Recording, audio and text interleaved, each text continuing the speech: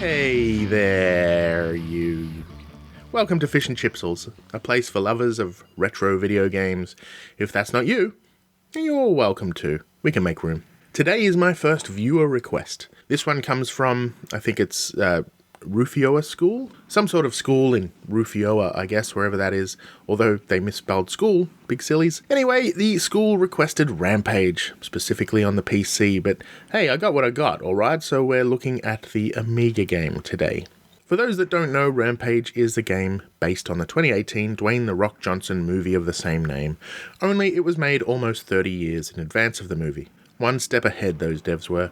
Developed by Bally Midway, who became Midway and then stopped existing, it was originally released to arcade in 1986 before being ported to virtually everything, many of which were published by Activision. And many of these ports, including the Amiga version we're looking at today, were released in 1989. And what is Rampage exactly? Well, it had a fairly simple premise. You play as one of three giant animals: George, the giant ape; Lizzie, the giant lizard person; and Ralph, the giant werewolf. These were once mild-mannered human folk, but after being turned into giant animals by the evil corporation Scum Labs, they escaped, fairly annoyed, and decided to destroy as much of the world as possible. The premise from there is that you select your giant monster and then go on a tour of the United States starting in Peoria? Is that how you say it? Illinois, venturing to around, actually exactly 127 other cities at a pace of one city per day, per in-game day, I should say, and ending up once again in Illinois, but this time in Plano. 128 levels does seem like a lot, but that's not even the half of it. The cycle of cities repeats 5 times, ending after 768 days, which the devs said was the limit that the hardware could handle. Wowee. Your goal is to destroy the cities by climbing buildings and punching the bejesus out of them. Do enough damage and the building falls down. All the while, the army will send their best men and shiny bullets in your direction. If you destroy the city, you move on to the next. If your life hits 0, you turn back into your human form and slink away naked and embarrassed. Silly you. And that's pretty much it. Like I said, it's an arcade game. But what it all boils down to is this: it's still a pretty great game even after all these years. However, as an arcade, it does feel a little pointless. It's a high score chaser, as many arcades were at the time, but honestly, I'm not sure there's actually that much skill involved. It's just too hard to avoid damage. Honestly, it still lives up to its design premise though, which was apparently for there to be no wrong way to play. But I think there's not really a right way to play either. Still, if you feel strongly otherwise, I'd be more than happy to be proven wrong. It's also worth noting that the developers, Jeff Norman, and Brian Collin, wanted to deviate from the typical video game structure of having a set objective or fear of death. Instead, they created a game where the main goal was simply to cause as much destruction as possible. I think they've succeeded, but that destruction is somewhat repetitive. What that ultimately means, however, is this: while it's still fun, it gets boring real quick, especially when playing alone.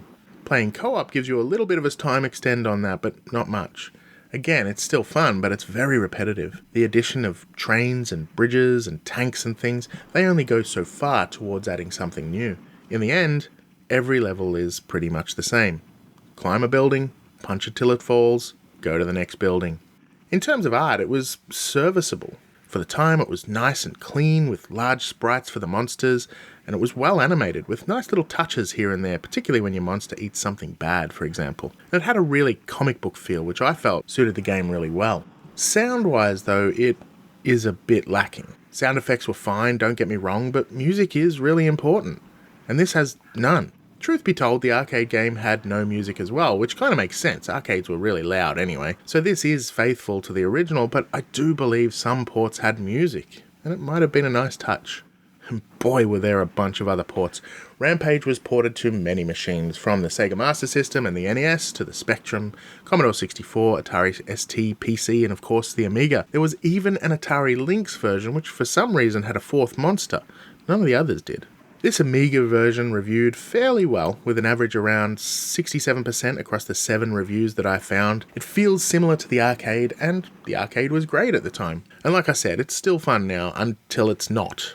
Your Amiga magazine probably said it best back in 1989, calling it a good game, but by no means a brilliant one, which is pretty fair, I think.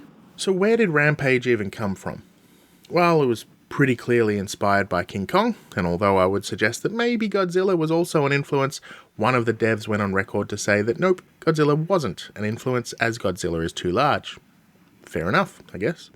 And while there have been a few other titles released in the series over the years, it's not a game that spawned too many clones, at least from what I can recall. SNK's King of the Monsters, which is another game I loved as a little one, is probably the closest. And when I think about it, a whole bunch of mech games also have you destroying cities as well, so there's that. Although destruction of the city is not really the point of those games, and not for King of the Monsters either, but yeah. Oh, and there was a cool little indie game called Terror of Hemosaurus that released just last year in 2022. Last year at the time of recording, I should say. I might have to check that one out someday. It looks pretty cool. In terms of remakes, well, aren't you lucky? The recent Dwayne "The Rock" Johnson movie of the game, which I referenced hilariously at the start of this video, resulted in a reboot of the franchise, which went straight to arcade and nowhere else. For a short while, it was available to play on the Rampage movie website, but it's gone now. From the videos I've seen, it's probably not worth playing anyway. It doesn't look like it was very good. And if you want to play Rampage now, the last game in the series was Rampage Total Destruction, which was released back in 2006. But if it's the original game you're after, you're shit out of luck at the moment. It was recently removed from Antstream, at least at the time of recording, and I don't believe that Arcade Archives have released it yet either, so good luck. There are a few arcade 1-ups out there though, if that floats your boat and you've got the cash for it. And that rounds things up for this week. Thank you to Rufiowascool for the request, and if you also have a request, please pop it in the chat below, or reach out to me via socials, etc. They're all listed in the description. Thanks for stopping by. Hope to see you back here again. Let's play all those games.